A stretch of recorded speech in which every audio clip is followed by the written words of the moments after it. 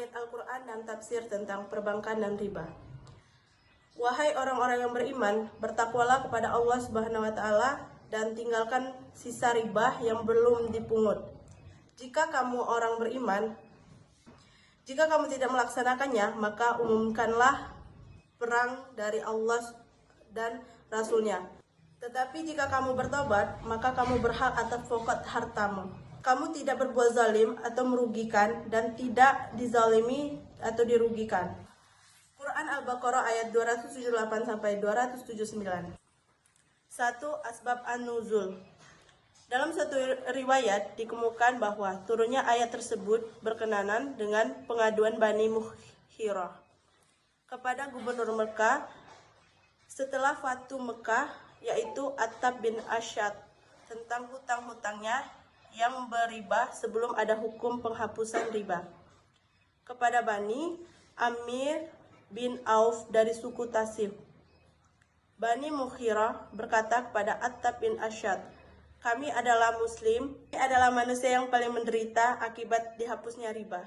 Kami ditagih membayar riba oleh orang lain, sedangkan kami tidak mau menerima riba karena menaati hukum penghapusan riba.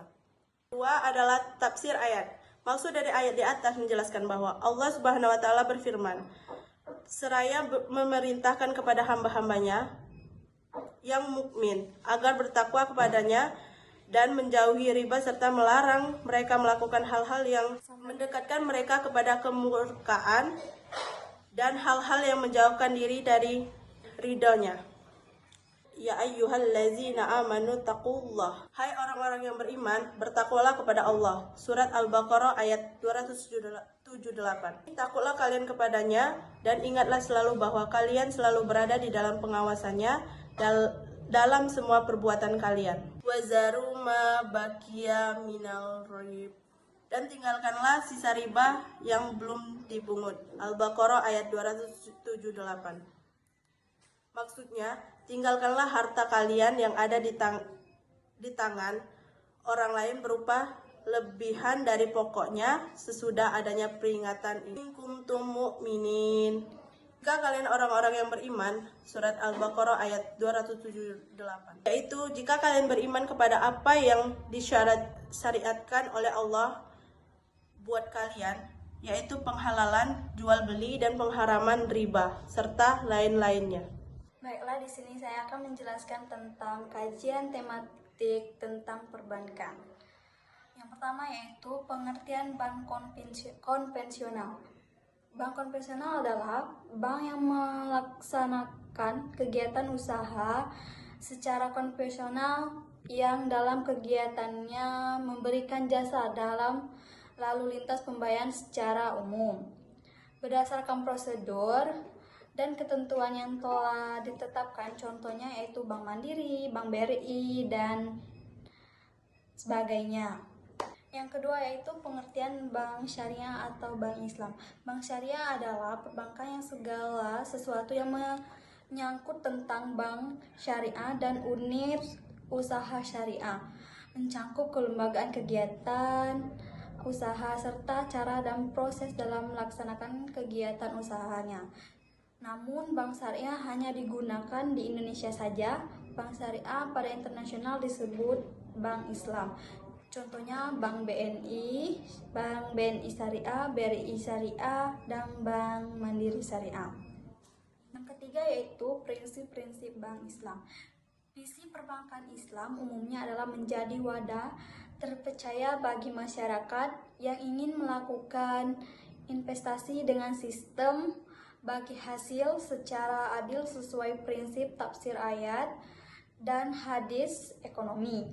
Dengan landasan falsafah dasar beserta visi dan misi di atas, maka setiap lembaga keuangan syariah akan menerapkan ketentuan-ketentuan sebagai berikut. A. Menjauhkan diri dari kemungkinan adanya unsur riba. 1.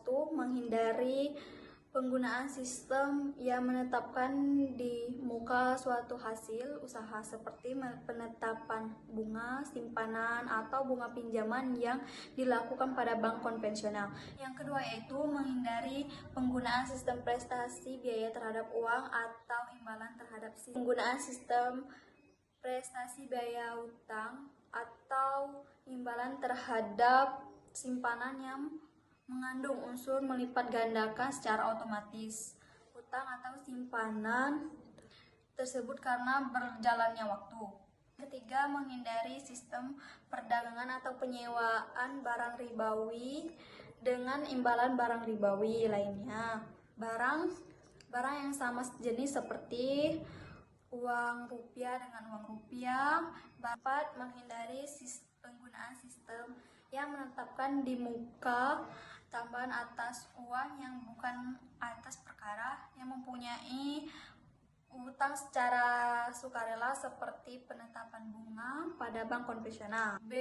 Menerapkan prinsip sistem bagi hasil dan jual beli. Yang pertama yaitu investasi bagi penyimpanan dan dana berarti nasabah yang menyimpan dananya pada bank ini dianggap sebagai penyediaan dan akan memperoleh hak bagi hasil dari usaha bank sebagai pengelola dan yang sifat hasilnya tidak tetap dan tidak pasti sesuai dengan lamanya dana tersebut mengendap dan dikelola oleh bank. Bisa 1 tahun, 1 bulan, 1 minggu, dan bisa 1 hari. Pembiayaan investasi adalah pembiayaan baik sepenuhnya atau sebagai terhadap suatu usaha yang tidak berbentuk saham.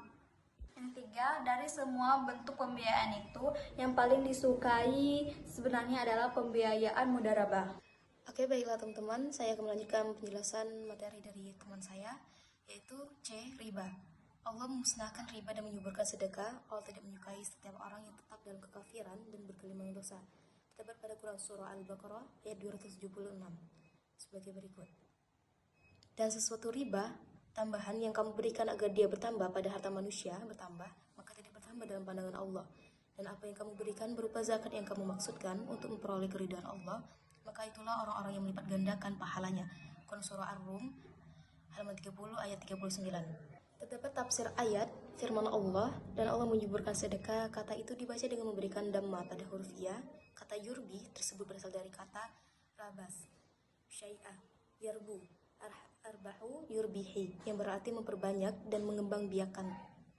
Riba merupakan suatu ketetapan nilai bunga yang sudah ditetapkan ketika kita melakukan pinjaman di bank-bank konvensional, sehingga nilai bunga atau riba tersebut sudah ditentukan oleh pihak-pihak bank konvensional tersebut. Permasalahan ini sudah dibahas di dalam Al-Quran dan juga hadis mengenai perbankan. Dalam Islam, memungut riba atau mendapatkan keuntungan berupa pinjaman adalah haram. Ini dipertegas di dalam surah Al-Baqarah ayat 275.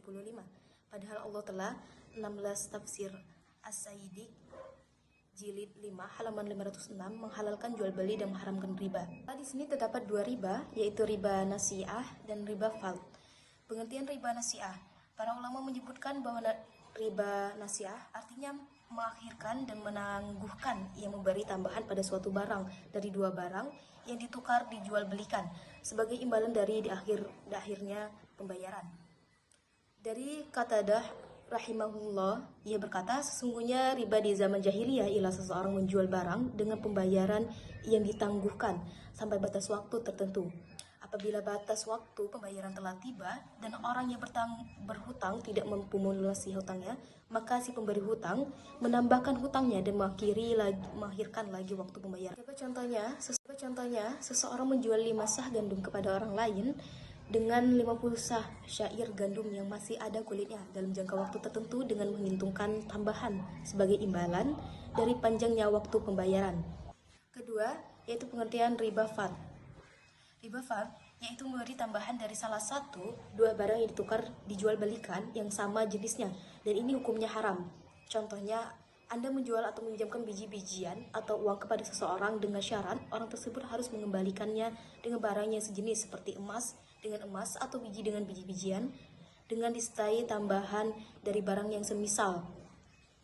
3. Teks hadis. Rasulullah SAW melaknat pemakan riba, rentenir, orang yang menyerahkan riba nasabah, penulis transaksi riba, sekretaris, dan 2 orang saksinya. Beliau bersabda, mereka semua sama. Hadis riwayat Muslim nomor 1598. Maksud kalimat dari waqalahum sawa, Mereka semua itu sama, yaitu sama dalam dosa atau sama dalam beramal dengan yang haram. Walaupun mungkin bisa berbeda dosa, mereka atau masing-masing dari mereka dari yang lainnya. Perdamaian dapat dilakukan di antara kaum muslimin, kecuali perdamaian yang mengharamkan yang halal atau yang menghalalkan yang haram. Dan kaum muslimin terikat dengan syarat-syarat mereka, kecuali syarat yang mengharamkan dan yang menghalalkan atau menghalalkan yang haram. Hadis di atas banyak digunakan sebagai landasan untuk berbagai kegiatan dalam keuangan dan perbankan syariah, seperti mudharabah, istisna, pembiayaan mudharabah, musyarakah, pembiayaan ijarah, wakalah, kafalah, hawalah, uang muka dalam mudharabah